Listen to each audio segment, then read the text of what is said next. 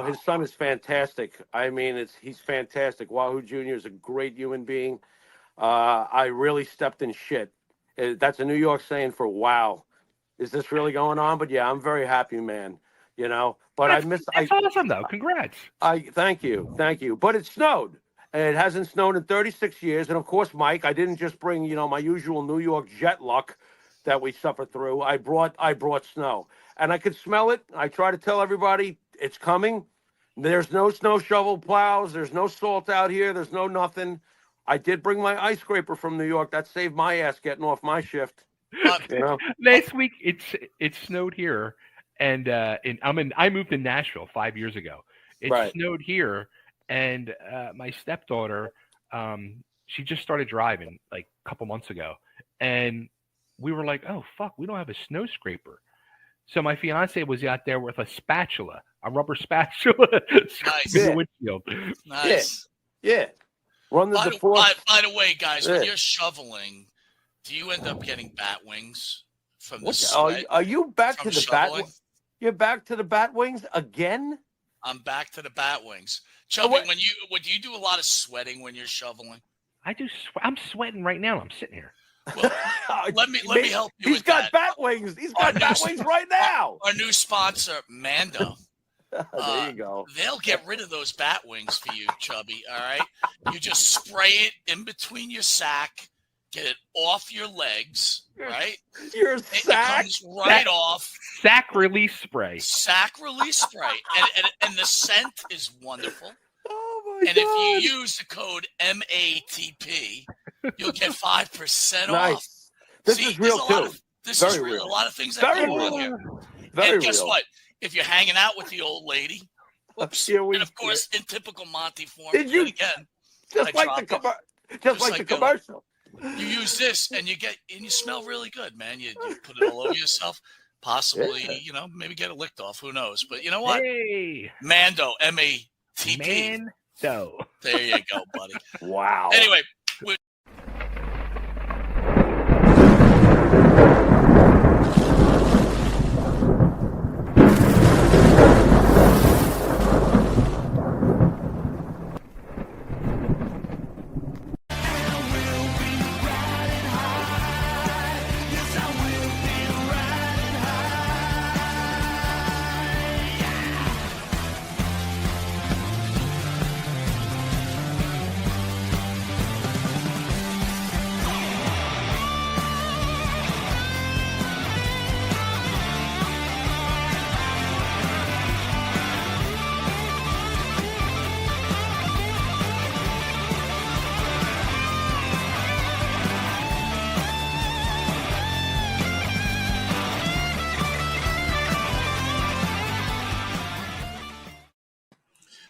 Yo, Jimmy, how are you, buddy?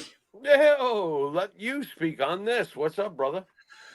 Just another day in the neighborhood, man. What'd you think of the interview with Rob Van? Can I get my camera here? I'm a little slow on this camera all of a sudden. Rob Van Dam. Yeah. You look good, though. You don't look homeless, I'll tell you that. RVD? Come on, man. I nerded out. I suck. No, I had a great time. I thought he was great. I've always thought that he's honest. I always thought that he's very real. I believe in basically he's centered. I've only really known like a very few people that I consider centered, Mike. I don't know if you've ever come across one, but I have, and they're rare. He as a person is very centered. Yeah, but it was an angry RVD though. It was. No, I'm not gonna obviously, but it was an honest RVD. Anger is part of the Bible. I was like confused at our previous from what is it? The what crime family, Mike? The Hines crime family. Yeah. I was surprised that I was hearing the father use Bible reference, like, that's in the Bible. I'm like, what the heck are you talking about? That's not in the Bible. What's going on here? My background with it. I'm like, wait a minute, this doesn't make any sense. What on earth is this loony talking about? But I thought Rob was great. And obviously I'm a huge fan of him, not just for his in-ring career, as a person. The last thing you and I are marks, because if we don't like something about a certain wrestler and we think that they're not being, to be honest, centered about the whole thing, whatever the thing may be, if you're following me, then we say what we want. You know, we don't go, oh, it's so and so, and he wrestled in where and blah, blah, blah, blah. I don't give a fuck. You know, if you start with us for no reason, then okay, fine. You know, what am I going to do? I'm going to return fire. What are you going to do? Return fire. The end. You know, not to go on that rant. Sorry. Well, speaking of that, yeah. Mm-hmm. Before we get to our esteemed guest, yeah, you didn't tell me, by the way, how thin I look today and how fit I look. What do you mean? You know, I did. What was that? I saw that. You know, like we both looked like the you know, the beginnings of like a real overweight problem. That's not what we look like. Imitation is the best form of flattery. You are losing me right now. What are you trying to say? Okay. I'm referring to Burn the House Down, Disco Inferno, and what is it, Glenn Gilberti or whatever you call him? Look, dude, that's what I need from you, right? Conan. I can't. I'm not a good beat around the bush guy. You know what I mean? I just can't. That's why I don't catch on. on. Yeah. So let's just get into it before we get Joel on. Well, okay. You started it. So it seems like we triggered our friend, or your friend and my friend, Gilberti. Oh, here we go. And Conan. And they look like they were offended about a few things. What were your thoughts on that video? My thoughts were is now they've started talking more about us than them. And if we're marks, we basically just kissing their ass. So I'm not sure what you think a mark is. Talk about low-hanging fruit, Mike. Let's be honest, mark. Oh, dude, I'm not, and I'm going to ask Joel. You know, like, mark. A mark doesn't talk the way we talk. First of all, I don't even understand mark. I know. It's just like broad. It's low hanging. That's easy to say. You know, I actually told you in advance that Conan would have this sort of reaction. I'm not surprised. I don't care any more than he does. I'm like, whatever, suck it, whatever, suck me, suck this. You know, who cares? You're becoming too nice. You're becoming too nice. I don't think so. I basically ever since you married into a prestigious wrestling family, you have taken the high road on many different occasions. Well, the prestigious wrestling family that I live in that you referred to, if you know anything about Wahoo McDaniel, you know that Wahoo was true to his word. He stood up for not just himself, he stood up for the boys. That's why I pointed it out during the RVD interview. RVD is similar in some ways. Sure, in the ring they were different. I would compare Wahoo to today's wrestler more like a Samoa Joe. You know, like he beat you down. He's a big man. He was a legit athlete. He beat the shit out of you. You know, and he was respected, by the boys, and he took care of the boys when he promoted. He was an honest man, and that's how I feel about Rob Van Dam. And you know, it's funny. I did feel funny when he was like, I do feel he was set up with that video, you know, because it made us it put a very broad paintbrush back to the paintbrush, and we were just asking questions because that's what we do with our guests, and I'm very excited about our guest tonight. Well, speaking of our guests, Mr. Joel Goodhart, thank you for joining us. No problem. How are you? Yes. Joel, good. Let me tell you something. Number one, it's an honor to have someone of your lineage. Is lineage the right word there, Jimmy, for professional wrestling? Yeah, because there's a point of origin to everything important that we see on screen today. So, yeah, go on. And us just being fans, and again, we'll never say anything more than that. It's always amazing about guys like yourself who have meant so much for the industry. Not saying you're not in the forefront, but you're sure. When mainstream wrestling, it's like Joel Goodhart is known from a lot of the insiders and an iconic figure, but maybe to the casual fan, Joel may not be such a household name. Would that be a fair description? That's absolutely fair. It's the way I wanted it. Well, can you elaborate on that? Wow. Yeah, to me, the promoter is behind the scenes. The promoter is out front at certain areas. When I used to do my shows, I did some of the ring announcing. I was on the radio, so people knew who I was. But the reality is that it's the boys, it's the workers, it's the boys and the girls in the ring that make the show. And I always wanted to be behind the scenes more than in front. Even now with this big show that I'm doing on May 3rd, we're promoting everybody on the show, including the referees, and including the ring announcer. But we're not promoting Joel Goodhart. And it was something I always rather be below the line instead of above the line. So, Joel, for someone who may not know you as well as others, how did you become a professional wrestling fan, and then how did you become such a polarizing figure in the industry? Well, for one thing, I was always a fan and still a fan. I grew up, my father took me to the matches at the Market Street Arena here down in Philadelphia, and I saw Bruno Sammartino, and I saw Spiros Arion, who was my guy. I was always I liked the heels, and Spiros Arion was the guy I always liked to watch. But I grew up in the matches. Anyway, long story short, I'm in the financial services business. I've been doing it now for April 1st. It'll be 49 years. And I get a phone call from one of the accountants I was working with way back when. And Bruce happens to say to me, I have a client I want you to go see. They want to talk to you about some insurances, etc. So I go out to see Carmella and Paul Panfil. And anyway, long story short, Carmella and Paul and myself hit it off. We're the ones that started the Squared Circle, the wrestling store that was the wrestling store before other wrestling stores were around. We started Wrestling Radio. We started, I mean, we didn't realize it at the time, but we were breaking history.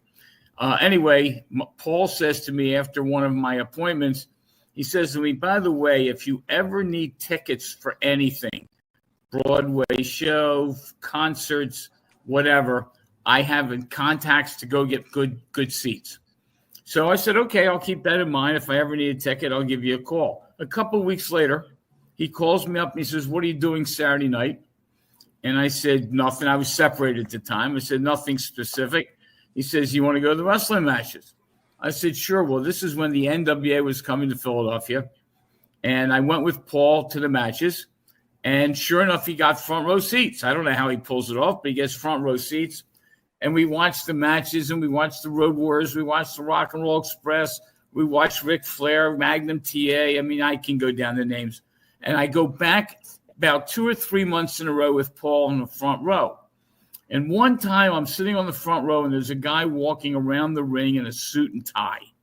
And if you're a wrestling fan, you realize anybody wearing a suit and tie doesn't fit. So I happened to go up to the guy, and I said, look, you look like you're important. Who are you? And he says, my name is Elliot Murnick. I said, okay, and who are you? He says, well, I'm the promoter. I'm Crockett's right hand. I'm the eyes and ears for Crockett here in Philadelphia. So I said, okay. And he says, well, do me a favor. You doing anything later after the show? I said, no. He says, well, why don't you come back to the Marriott? Now, I was one of those guys, I had no clue about the Marriott in Philadelphia. I didn't know what the hell he's talking about. I go there. There's 300 people. They're all wrestling fans. There's 300 people there. They're waiting for all the wrestlers to come back from the matches. Anyway, I meet Elliot Murnick for a drink, and I don't drink, but I have a Diet Coke, and he has his whatever he was drinking. And we sit and talk, and we struck up a friendship. 2 or 3 months of this going on, he then says to me, I have a question for you. Do you ever think about getting into promoting? And I said to him, well, Carmella and I had promoted a couple of shows with Dominic DeNucci. It's not something that really took off for us. But he said, well, I need a set of eyes and ears in Philadelphia for me, meaning for him. Well, he lived in North Carolina, and he would drive his boat up the Atlantic Ocean to Philadelphia. He'd never take a plane, never took a car. So he needed somebody more local. And that's how I got into the promotion end of it. I started working with the NWA. I started doing ring announcing for them in Philadelphia instead of Gary Michael Capetta. I did the matches. I got to know the guys in the back. I started to do the Squared Circle. We started having lunches. We started having lunches when Carmella was involved. Carmella and Paul decided to get out of the business. Smart move that they made. And I decided to continue with it, started having lunches, had the guys come in, got to know them all. And one thing led to the other. And now the story about how I got into promoting and creating the TWA, it's a whole nother show into itself. But that's how I got involved in the business. Amazing. Go ahead, Jimmy. Where does we all go back in, especially in my philosophy in life, we all go back to the point of origin.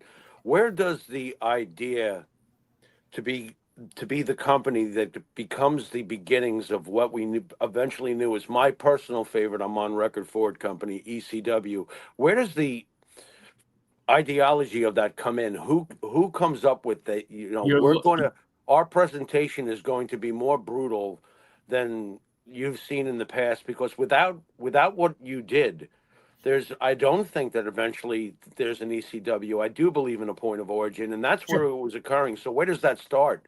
Well, you're looking at it. It's right in my head. In fact, I'm. You can actually quote me on this. Todd Gordon wrote the book Todd is God. Well, if I created Todd and Todd is God, what's that make me? Okay. I suppose as no one knows is Moses. Okay. Well, the long story short is when I created the Tri-State Wrestling Alliance, which again just grew and grew and grew. But once I created the Tri-State Wrestling Alliance, Bill Apter, one of the magazine guys, Bill Apter gave me all the credibility I needed. The day I announced the TWA, the formation of the TWA in the ring, and I brought out the new TWA heavyweight belt. As I'm walking out of the ring, Bill Apter comes up to me and says, PWI is going to recognize the TWA. And every month thereafter, the TWA was in the magazine, the top 10.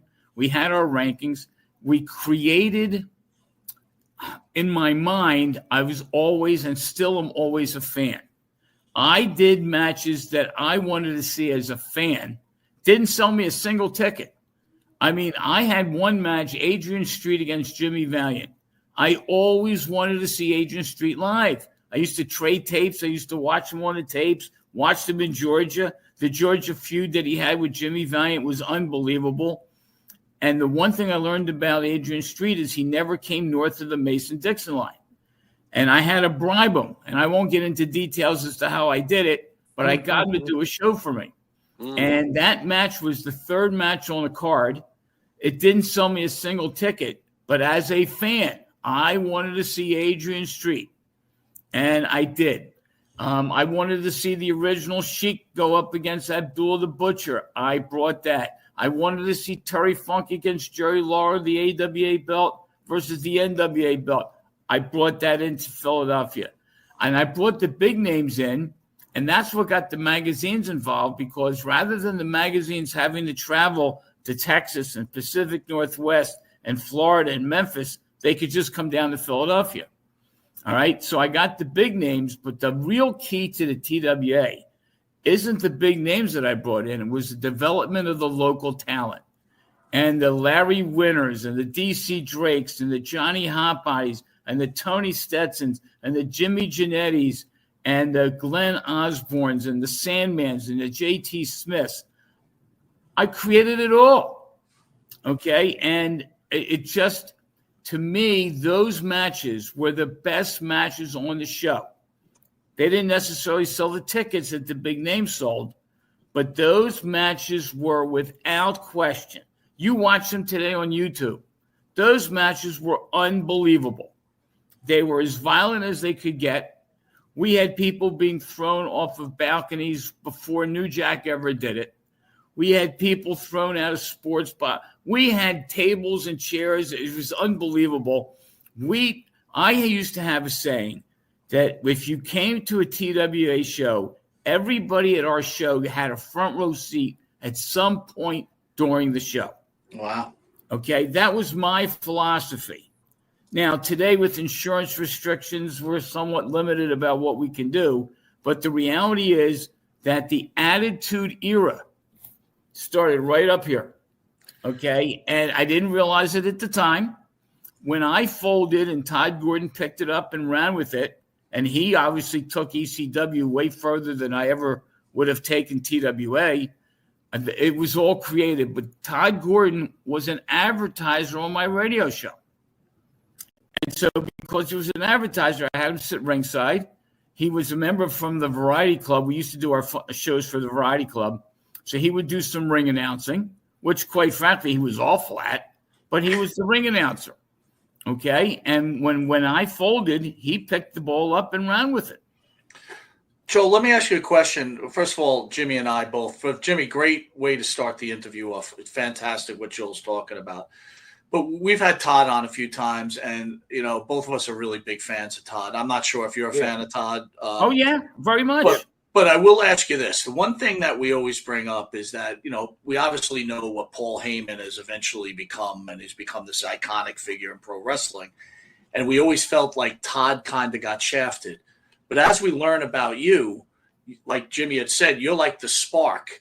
Mm-hmm. Do you feel like you got shafted too in the end? When you look at this, do you go, "Thank you, wow, I could have been a Paul Heyman"? How does that feel? What makes you stop that? It's you had the mind. You invented something that obviously others ran the ball with and made money off of. Yeah. Do you feel you were ahead of your time as well? First of all, they didn't make money doing it. They lost money. They lost more money than I lost. And I always talk about wrestling. Think about this one. Ted Turner bought WCW and lost money and sold it. Right. Okay. At the end of the day, correct. You can't make money in wrestling unless you're the WWE, and that's not wrestling. All right. And I see the WWE banner behind you. That's not wrestling. They even tell you they're sports entertainment. They're not professional wrestling. Okay. And I'm one of those old marks. I'm old school. WWE, WWF, it's not wrestling. They think they are, and some of them do some phenomenal wrestling moves, no question about it. Okay, that's at least you said that much. We're WWE. Oh yeah. We were raised on, just as a disclaimer, we were raised on the East Coast. Sure. So we grew up with Vince's product, and I did notice one of your matches, and I have to mention it because this is a dream match to me personally, growing up on this coast. And look, Vince McMahon means something different to everybody. Sure. I understand your point of view. Sure. I see Larry Zbyszko versus David Sammartino. Was that something you wanted to see? Because my God, I wanted to see that. Well, How'd that go? How did that come together? Yeah, now keep in mind, I'm right outside Philadelphia, so I'm on the East Coast just like you guys were. When I started the shows before it was TWA, at that point it was just independent wrestling. I happened to have known Bruno Sammartino through Carmella, because Bruno actually happened to have been our grand opening at our store. So I got to know Bruno.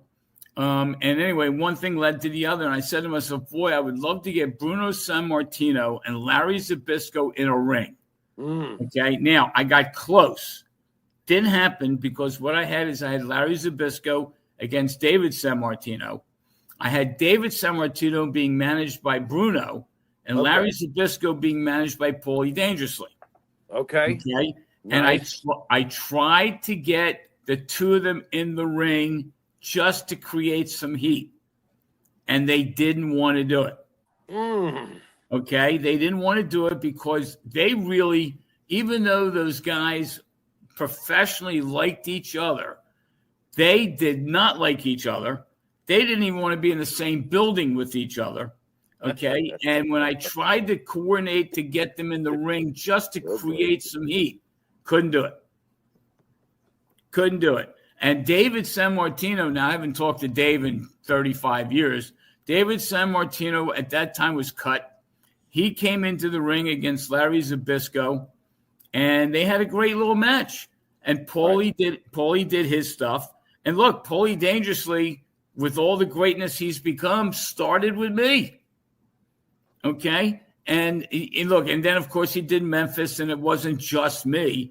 But I'll tell you, in hindsight, had I known what I was doing back then here I am. Think about this one. 35 years later, I'm on Monte The Pharaoh. Right. Okay. Talking about the matches that I did 35 years ago. Correct. All right. So I realize now, in fact, I'm in the process of writing a book. If everything goes right, the book is going to be out on May 3rd at our show. Will be the initial print of the book. It talks about my favorite matches. It talks about a lot of what I did with the Tri-State Wrestling Alliance. Think about this one. Here we are 35 years later. I have 44 names of people who worked for me who have since passed away. Okay. And the history is ridiculous. And I could write a book on almost every match.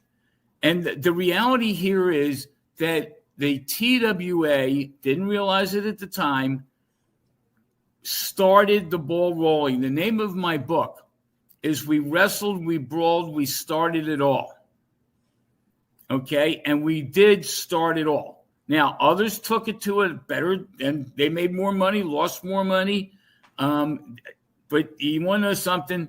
I was the spark. I disappeared in 1992. I disappeared for 17 years.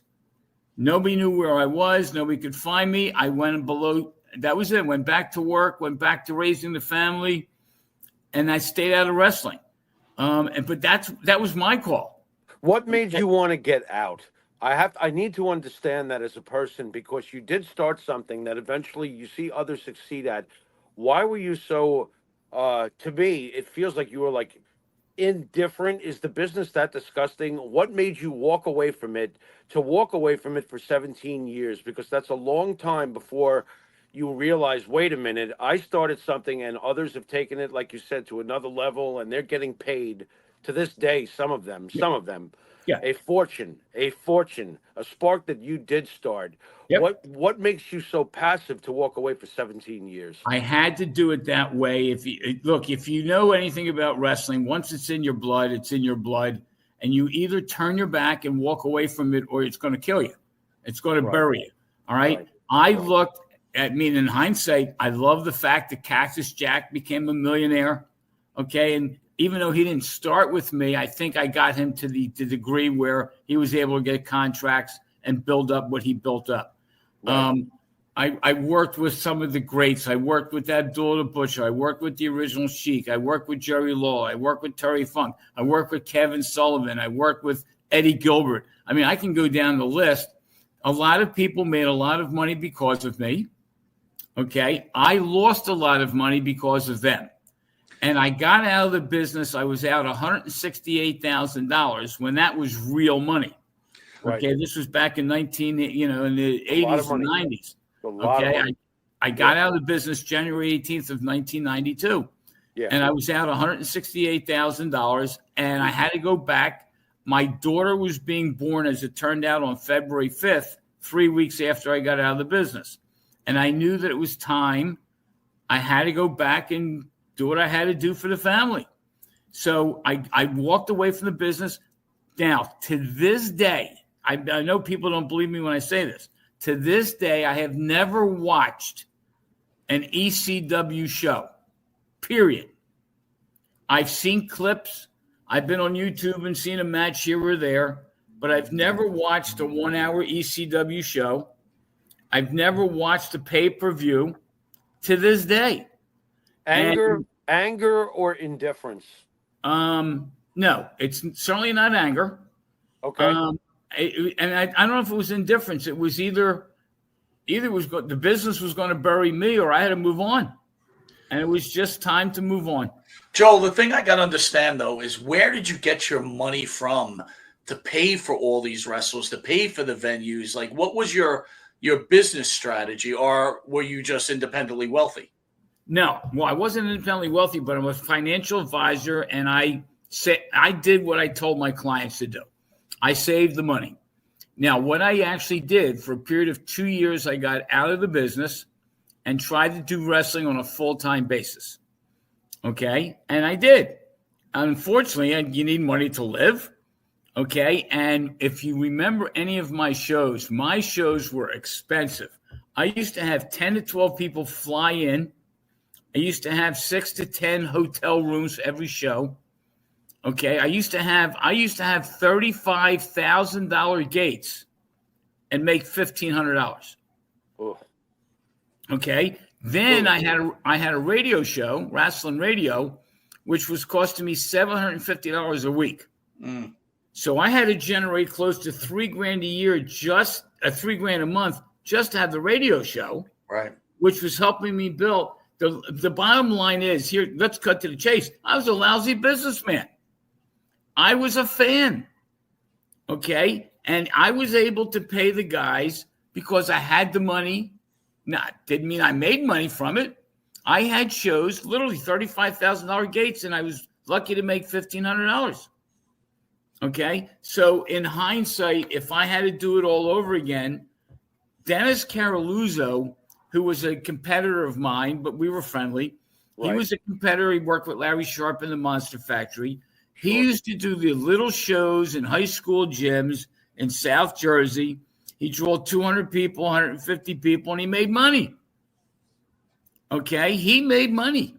I did these big monster shows, and I lost money.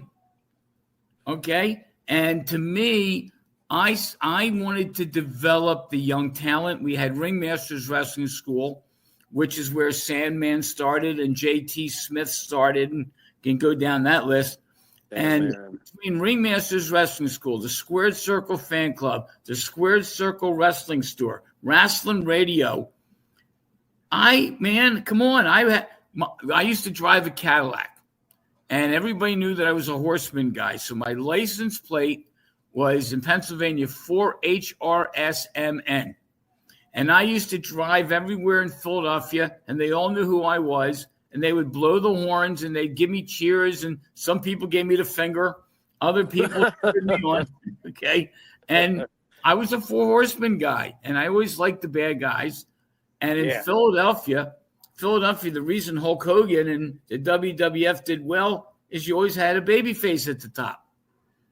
Okay, if you remember, they had Bob Backlund, and they gave the strap to Iron Sheik so they can give it to Hogan. Bob Backlund tortured us in our junior high school days, but I digress. Go on. Okay. Well, bottom line is you always, at least in the NWA, you had Flair at the top, and he would lose it, but then get it back. He always had it. Right. So they were basically built around the heels, whereas the WWF was built around the baby faces. Understood. Understood. Mike, does that make us strange, though? Because we were raised to love the heels, but when Hogan came around, we fell in love with Hogan. So what does that make us, Mike? Confused? I don't know. I think it makes you just be a fan of a certain type of wrestler, I guess. If it works for you, it works for you. It can be in all different forms. I'll cut to the chase. If you watch Hulk Hogan in Japan, the man can wrestle. Yes, sir. You watch him here in New York and in Philadelphia, he never wrestled shit. Right. Okay. It was the basic presentation. I understand. That's exactly right. I'm speaking for myself. I even like when I listen to today's fans, they get upset because there's too much mic work going on. To me, the mic work is the most important thing that you got out there, right? That's what draws you into the sells you to the show. Well, in the old days, that's my opinion, anyway. In the old days, the promos were shorter and to the point, but they were so effective. If it was a Ric Flair talking, if it was a Hulk Hogan talking, the promos were much shorter than what we see today. Today, you're right, Mike. The first half of a Raw or SmackDown can be a half an hour of talking before we get to the matches. But I do agree with you. How do you feel, Mr. Goodhart, about Mike's skills? Because you've got to have them. You've got to sell the show. Mike's skills are great, except the Mike's skills are the reason for the show. Right. Whereas with the WWF, it's the show. You watch WWF on TV, and you've got grand entrances beyond belief. Mm-hmm. Then they do 6-minute matches. Right. Okay. And then they do the crap in the back. It's just, and it's scripted. The damn think about all wrestling is scripted. We don't have to pull any punches here. Not anymore. When you watch the old NWA, when you used to have the Rock and Roll Express against the Midnight Express, those guys beat the living hell out of each other. Mm-hmm. Okay, now one of the things that I tried to do with my matches is I told the guys in the back, you do it. When people leave my show, they got to believe that this stuff was real. So I'll give you an example. I had 3 shows, a Friday, Saturday, and Sunday. My main event was Wahoo McDaniel against Manny Fernandez. Wow. They beat the living shit out of each other. So I've been told. I've talked to Manny. In fact, Manny Fernandez is going to be at my show on May 3rd. Okay. I've talked to Manny, and he remembers those matches. What he told me was he did those matches with Wahoo for 2 years. And I'm telling you, I know the business. And they beat the shit out of each other. And the next morning, they got together for breakfast. Okay? And when people watch those guys in the ring, okay, you can say it's predetermined. You can say whatever you want to say. I'm telling you, to this day, I hear those smacks. The chops, those guys, their chests were as red as could be. And on top of it, they were the ultimate storytellers. Oh, every match. When you bring up Terry Funk, I think of Wahoo and Mike. I'm going to say it this week. I am currently married, fortunately enough, to Wahoo McDaniel's widow, Karen McDaniel. That's why I'm down here in Florida. Okay. And right now, Mike, it's a strange moment, but sitting across from me, who came in, is Wahoo's son, Zach. So he's over there chilling out, just watching the show and just nodding his head because at the core of it, Mike, we've been watching wrestling for almost a half a century. Let's face it. Okay. We remember those magazine days. We remember the after importance. We remember the rankings. We used to look at the rankings. We were tortured by Bob Backlund. He's right. It's more a face company usually. Yeah. Joel, I know you haven't watched the product in a long time, but fortunately enough for Mike and I, Roman Reigns was a bad guy, and a recent storyline went on for 4 years, and he was a heel, and we loved every second of it. So at least there was a turnaround for the folks who rooted for Morocco or Valentine. Tough guys, true tough guys. Jimmy, I wanted to bring it back to you. You got Manny Fernandez on, Joel. Right. We've had Manny in studio twice. Love the guy. Really good guy. Great person. Great human being. Here's one thing I wanted to ask you about. It's a little controversial. Manny Fernandez was a Vietnam vet, and he claims to be a Vietnam vet, and he certainly showed our PSTD, at least to us anyway. But many wrestling fans claim that Manny Fernandez is a liar and he wasn't in Vietnam. What are your thoughts about that? Bogus. Manny knows the truth. Okay. The business is all a work. This whole business is a work. Right. It could be a work for all I know. If it's a work, he's done it for 50 years. Okay. So unless he shows me his medals and his discharge papers, etc., I don't know.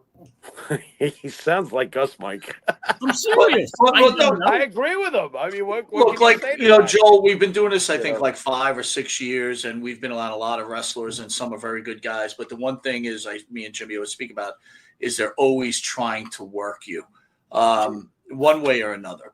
The whole business is a work. Well, let me ask you this. One of the big problems Jimmy and I have always had is the older wrestling. When you look at wrestling in the 80s, guys like yourself and some other, like, I'll throw some names out, like a John Arezzi, some of these older guys that were around the business at that time. Yeah. They seem to be upset that the game has changed, and guys like Jimmy and I have such a large following, and other people have such a large following. They feel like they lost their dirty little secret. What are your thoughts on that? Oh, I totally agree. Now, I'll tell you what. The internet killed wrestling. Streaming killed wrestling. The podcast killed wrestling. And there's no secrets anymore. It used to be, when you go to the movies and you sit there for 2 hours and you watch a movie, nothing in that movie is real. And nobody cares. They get lost in the movie. Now you go to these matches, and within 30 seconds, everybody's got their phones out, broadcasting it to the entire world.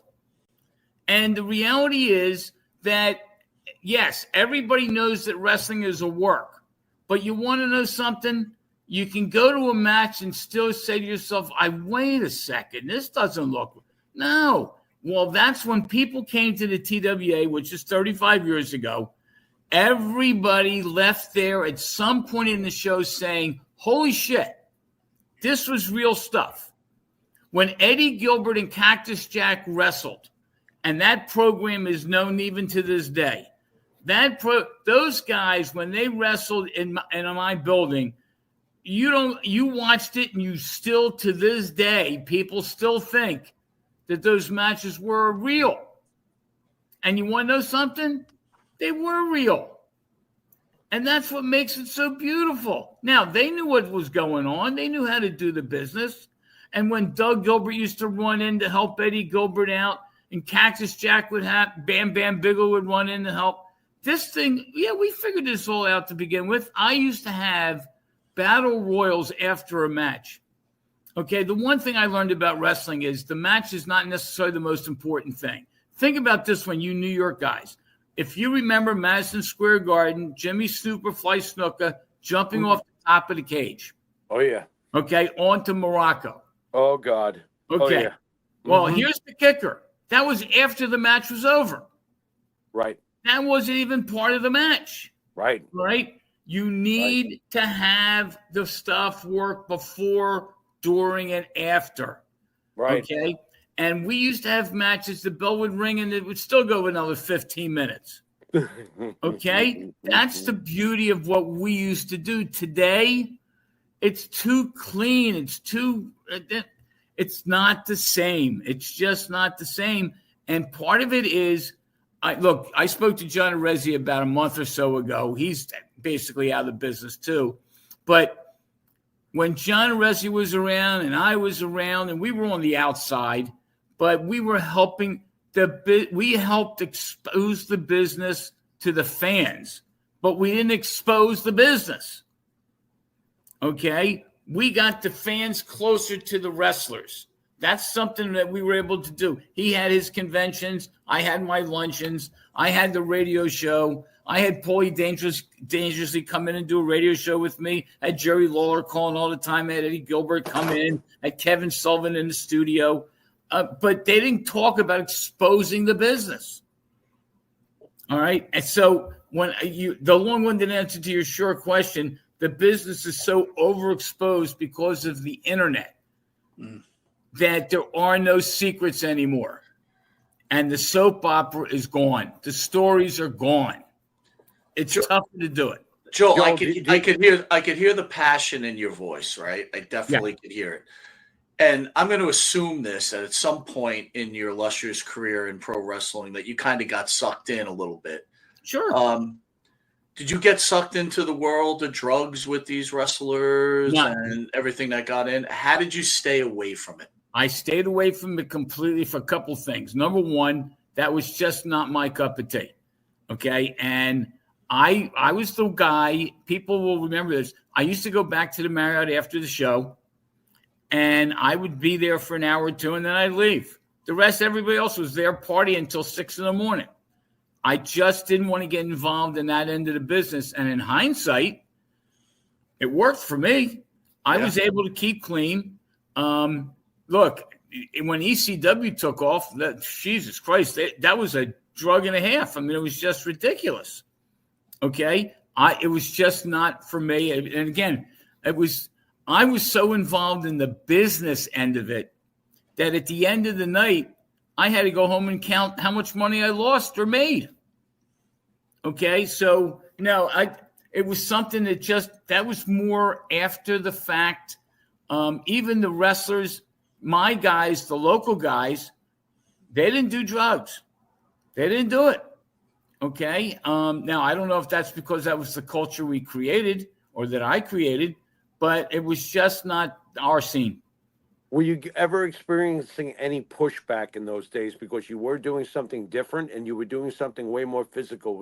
Were you catching any shit for it from any other promoters or any other wrestlers, like you're taking it too far? Did you ever experience any of that stuff going on? No, I'll tell you what actually happened. For the most part, that everybody saw me as a payday. All right. Back then, there were a lot of independent wrestling. Okay. Today, in New Jersey, there's 10 shows a night. I mean, every Saturday night within 10 miles of each other is 10 shows. It's ridiculous. Okay. And they all try to use their own local talent. And some of those shows are phenomenal. These guys just don't get the break that they need to get. But when I started to do my shows, and it was this sounds crazy. The original Sheik called me to be on one of my cards. Okay. I got phone calls from everybody.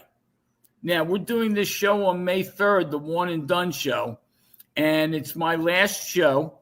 I finally decided that, Flair had his last match, and Sting had his last match, and ELO just got done doing their final tour. It's time for me to have my last show. ELO. All right. So I'm doing a show on May 3rd down here in Philly called One and Done. Nice. It's the last TWA show. It's my last show of One and Done. In the afternoon, we're doing something called a WrestleCon. We're having a big convention. We've got about 50 wrestlers that are going to be there, including Ric Flair. Okay, I've got Ric Flair. I got the Rock and Roll Express. I got Manny Fernandez. I can go down the whole list. We're going to have a great time. We're going to have 3.5 hours of autographs and pictures and what have you. So from 12 to 3:30, we're going to have the con. Then there'll be a break for dinner, and then the doors open at 6. Show starts at 7:30. We've got all kinds of stuff going on this show. It's unbelievable. I don't know how much time we have to talk about it, but I'm welcoming everybody from Long Island. It's only a 2-hour ride. Come on down. It's going to be at the 2300 Arena, the ECW Arena, and with the old name. It's at the 2300 Arena. We're going to have matches that are beyond belief.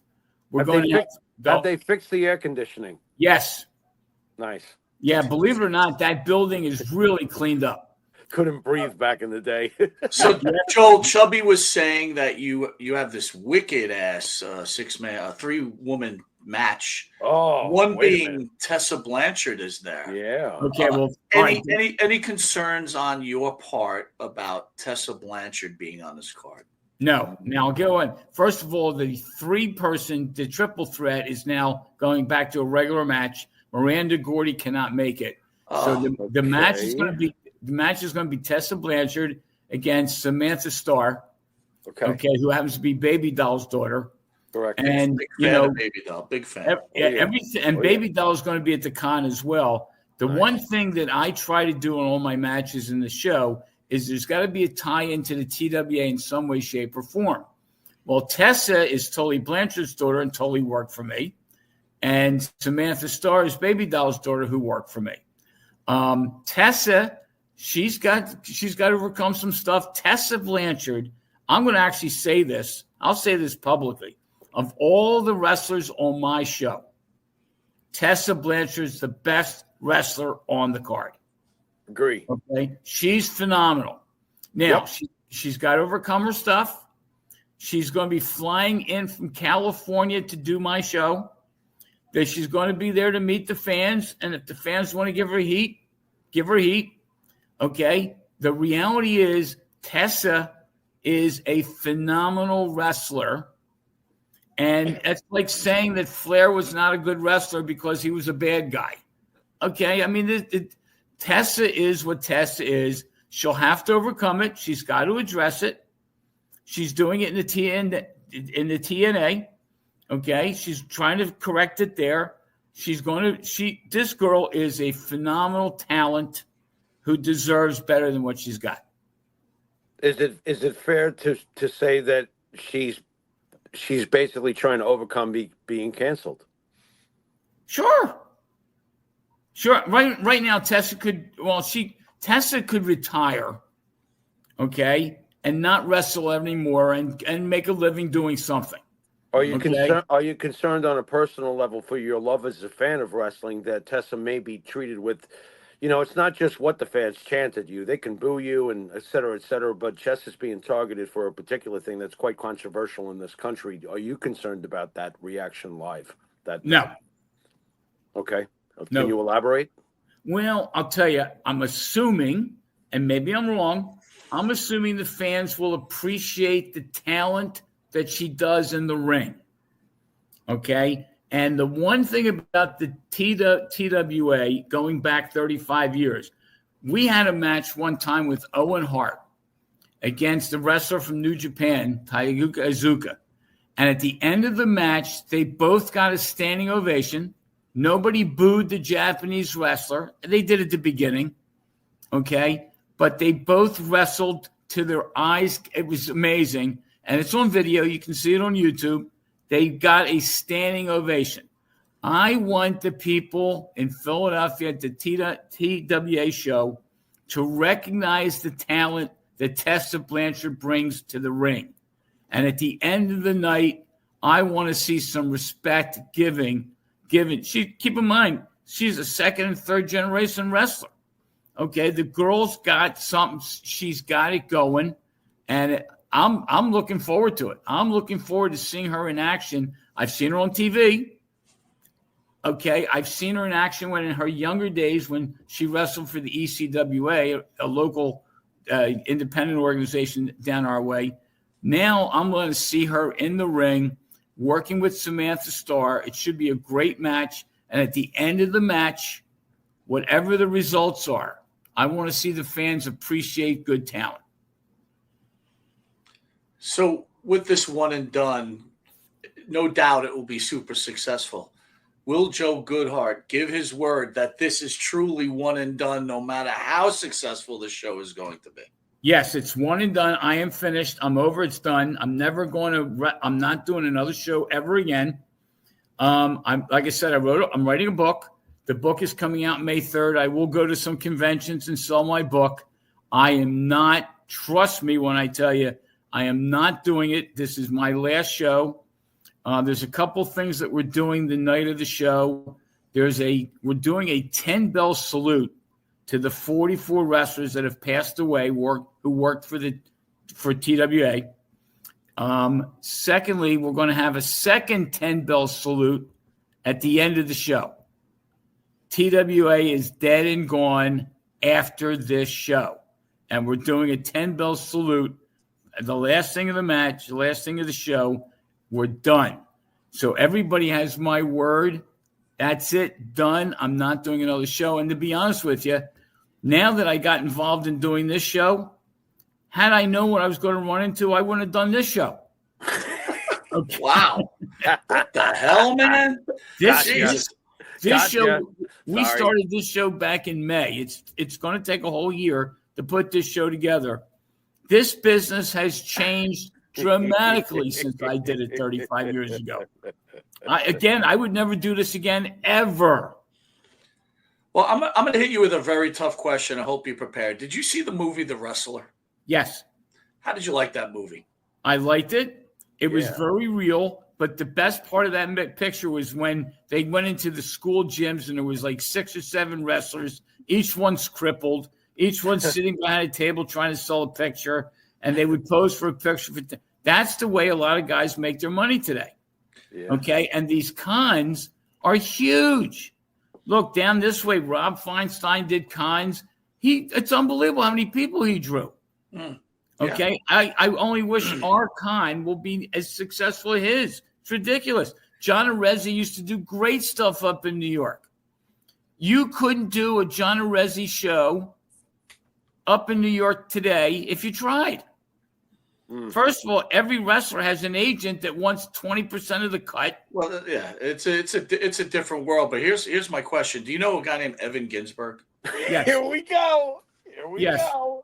So my question to you is this: if Evan Ginsberg wasn't the associate producer of The Wrestler, do you think it would have been as successful as it ended up being? Oh boy. Well, okay. He's laughing. How about if I say I'm not going to give you an answer to that one?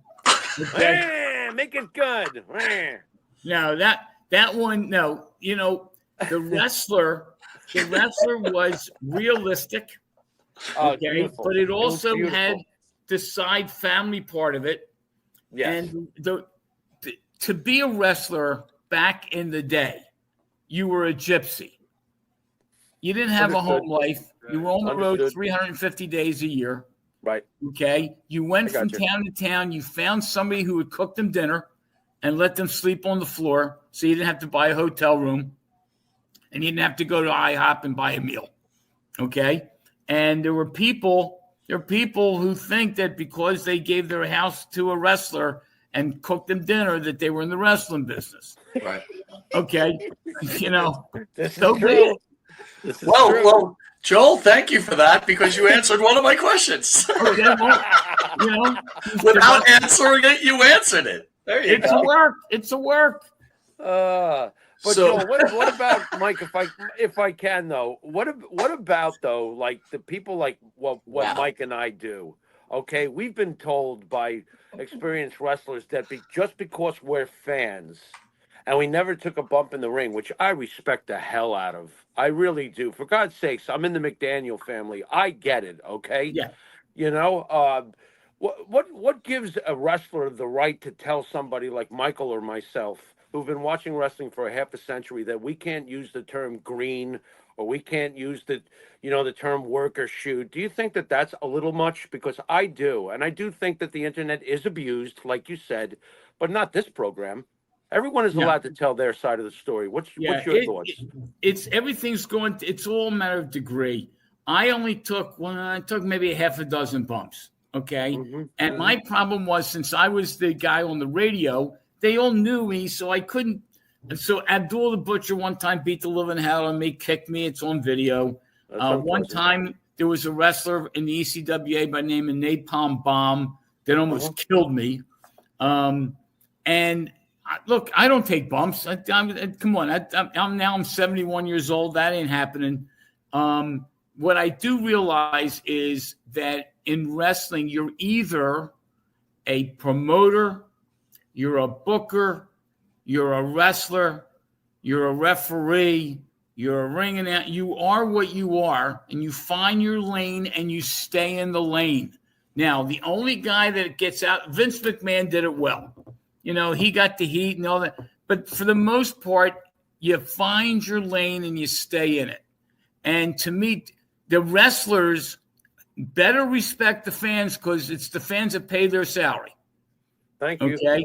And you know, when you wrestle in a high school gym with 150 people there, and you work your ass off for $25, and today these wrestlers are lucky to get $25, and they're putting their body in harm's way. They're doing it because they want the reaction from the fans. Right. Well, and Joel, sorry to cut you off. Yeah.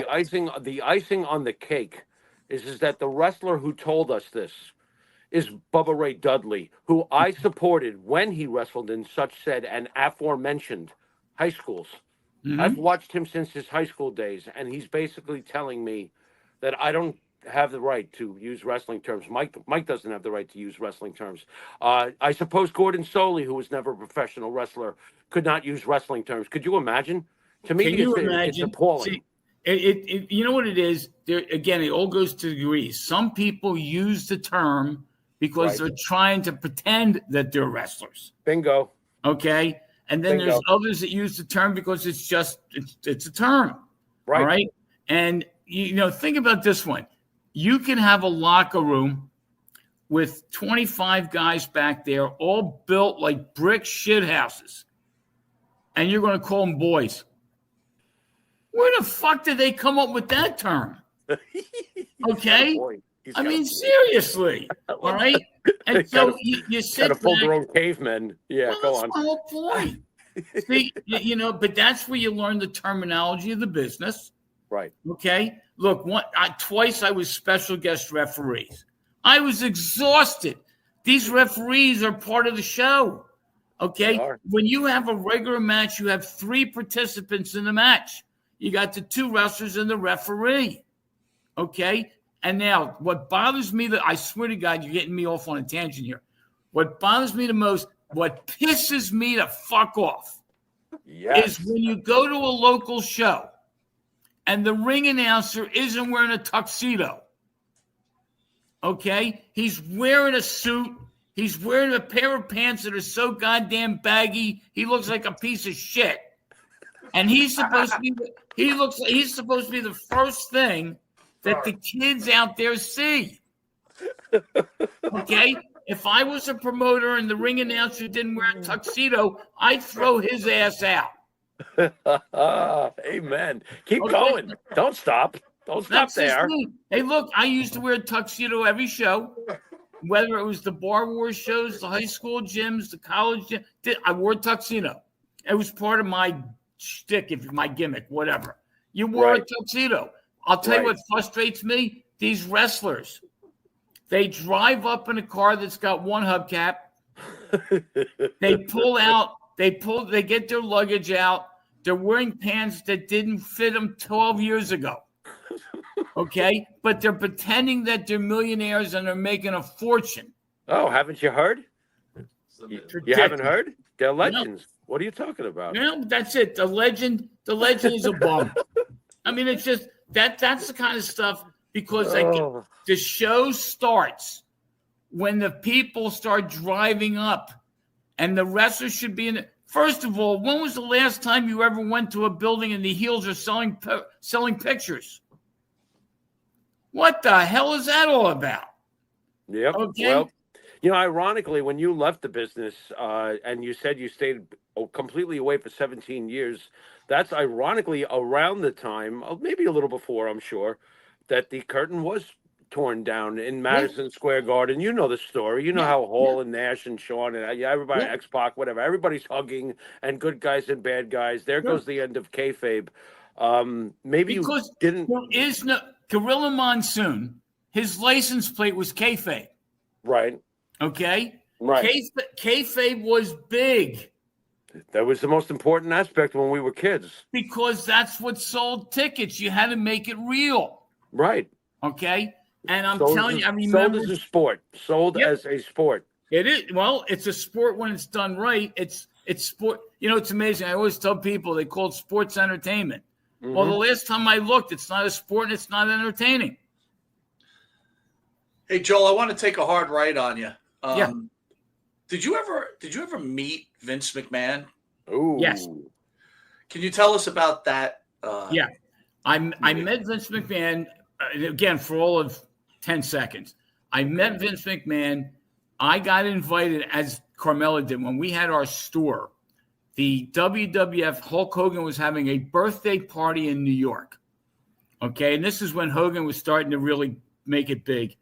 And we were invited because we sold some WWF merchandise in our store. So we were a distributor. So we got 2 tickets to go up. And I went up in New York. Carmella didn't go because she had the baby.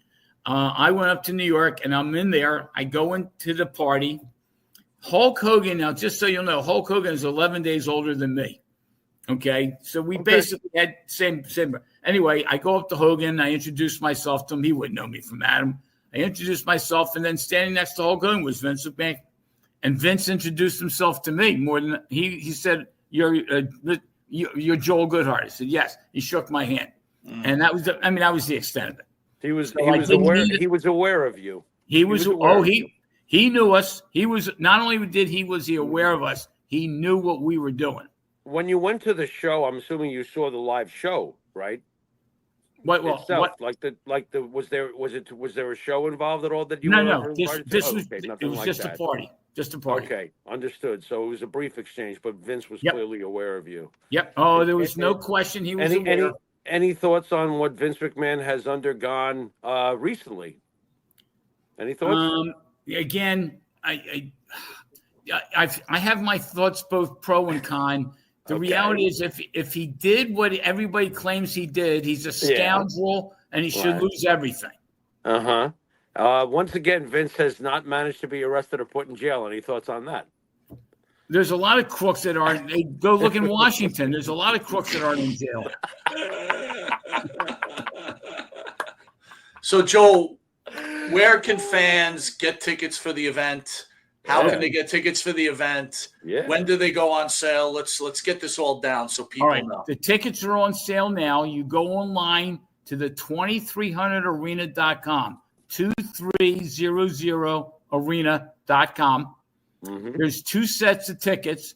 You have tickets for the WrestleCon, which will be from 12 to 3:30. And then there's the tickets to the show, which will start at 7:30. Doors open at 6 o'clock. And we're going to have 8 matches. Plus, we're going to have the 10-bell salute. We are also having a banner dropped. I know you've talked to Chubby Dudley before. He's the one that actually started the banner thing.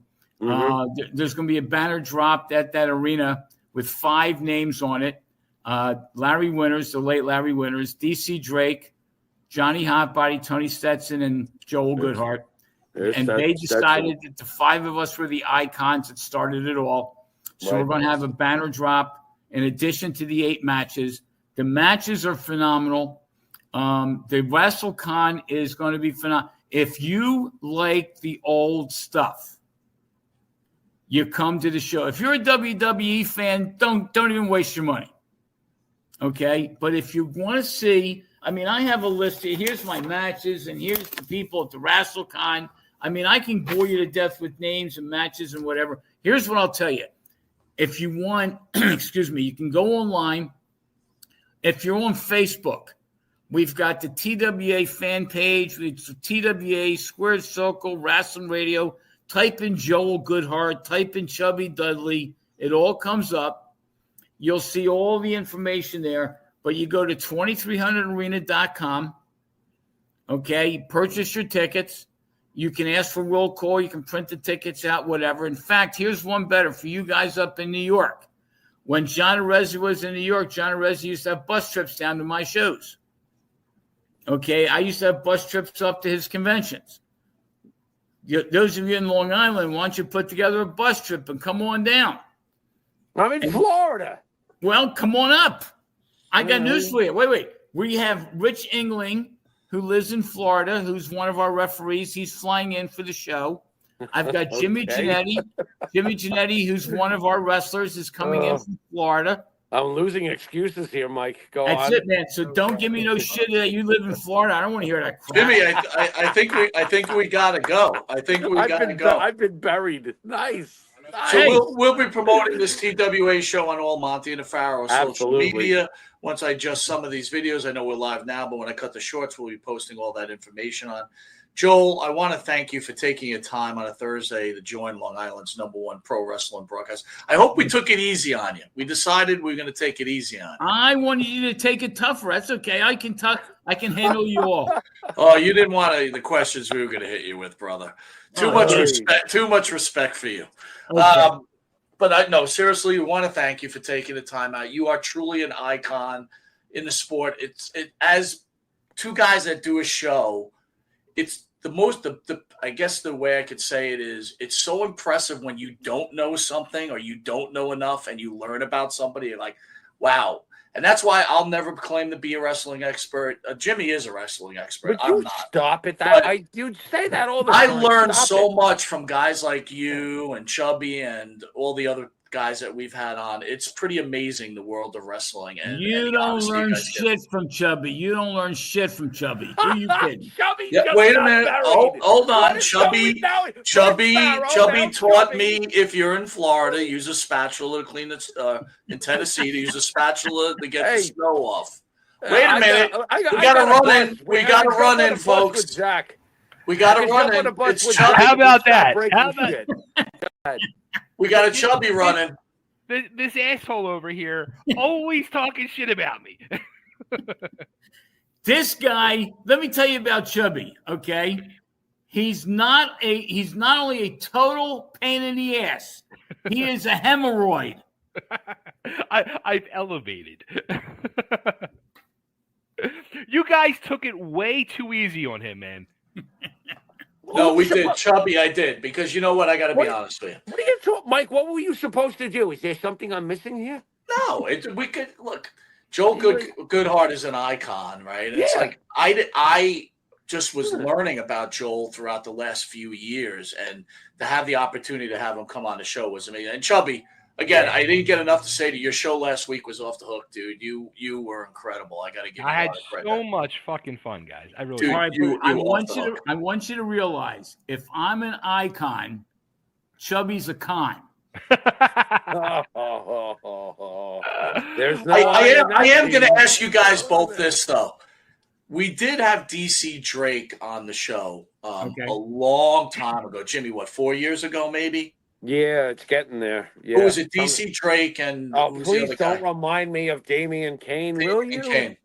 But anyway, the one thing I'm going to ask both of you guys is this: I didn't realize how important DC Drake was to wrestling. My God! If you guys could share your thoughts on them on DC, that would be great. All right, here's my thought. Number one, that's it. DC Drake started it all. DC Drake and again, keep in mind, you're only as good as the person you're wrestling. So him and Larry Winters, they ripped up the entire East Coast. The one thing that I figured out with Drake is by bringing him in and making him a permanent fixture on my shows, I took him maybe to the next level. But DC Drake was awesome. He was phenomenal. He was the star. He was the Hulk Hogan before Hulk Hogan. He was the man. And I'll tell you one thing: if you want, Chubby and I will get DC to do your show again before the May 3rd show. That sounds good. Let's book it up. If you want DC, I'm telling you, he is the man. He lives in Massachusetts. He comes down to see me. The guy is number one. There is no 1B. He is number one. Everybody else is number two. That's Mike, my thoughts. Am I remembering this correctly? Because wasn't that the show where Damian Kane was stuck in 1995, and like we regretted afterwards that we didn't get to talk to DC more because DC was just Damian Kane would not come out of gimmick. He wouldn't. For us, we're not those type of guys. We don't like guys in gimmick. We want to talk about real life shit, and Damian just would not come out of it. And we were just like, dude, hang me now. Just end the show now. And DC couldn't get a word in. And DC was so thoughtful too when he did get his words in. And I was like, we both spoke about it afterwards. It was like, man, I wish I could have talked to him more. All right. Goodhart. Wait a minute. Hold on. 1 second. Goodhart, I want honesty, and Chubby's going to hold you to it. Yeah. So I understood you didn't get into drugs. I get it. And I'm glad to hear it. How often were you getting laid, though? Look at the grin on his face. Well, let's put it this way. Oh, here we go. That was my drug. Okay.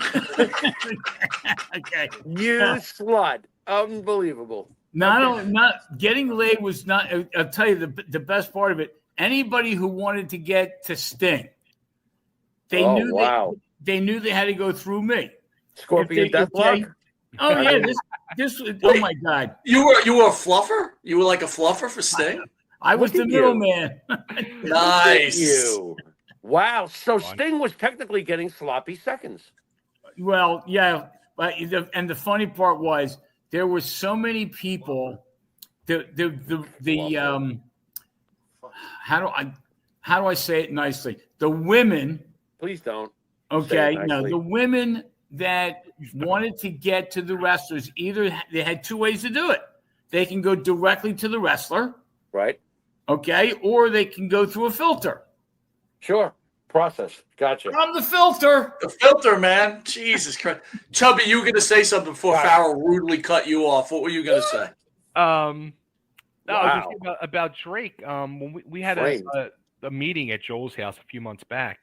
And Don showed up to the door with this real nice, gorgeous suit on, and we were like, "What the hell are you doing?"